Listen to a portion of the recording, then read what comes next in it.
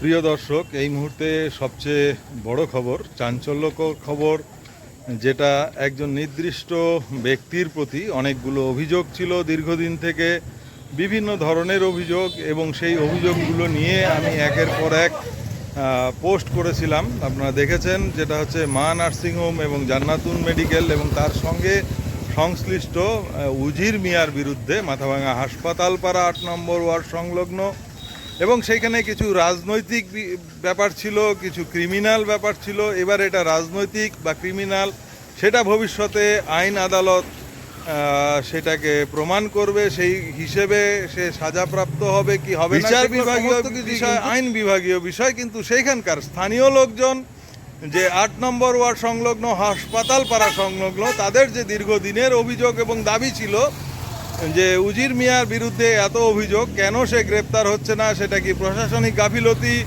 না কোনো রকম সেটিং বা হ্যান ত্যান, অনেক কিছু বিষয় ছিল, সেগুলোর আজকে নিষ্পত্তি হলো।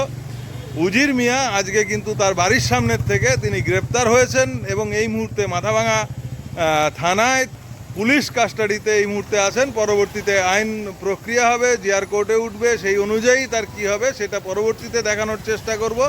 এই মুহূর্তে এতটুকু বলতে পারি, উজির মিয়া এবং তার সংলগ্ন বাড়ির লোকজন প্রত্যেকে এটা কনফার্ম করেছে, এবং তিনি তার বক্তব্যে বিশেষভাবে একটা জায়গায় তিনি বলেছেন যে আমি রাজনীতির শিকার, রাজনীতির পালা পরিবর্তন হলে এই ঘটনাগুলো ঘটে, এটা আমরা দেখে এসেছি। এবং উনি আরও বললেন যে আমি 2020 থেকে আমি কিন্তু কোনো রকম রাজনীতির সঙ্গে যুক্ত নই, আমি তৃণমূল কংগ্রেস আমি এই মুহূর্তে করি না, কিন্তু ভবিষ্যতে হয়তো আবার নতুন করে এই দলই করব।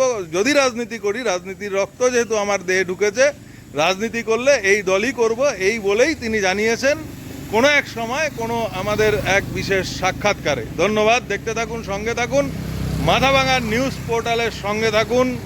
সমস্ত খবর আপডেট পেতে এবং সময় উপযোগী খবর আপনাদের সামনে হাজির করতে এখনই পেজটিকে লাইক, ফলো এবং সাবস্ক্রাইব করুন। ধন্যবাদ এবং শুভরাত্রি।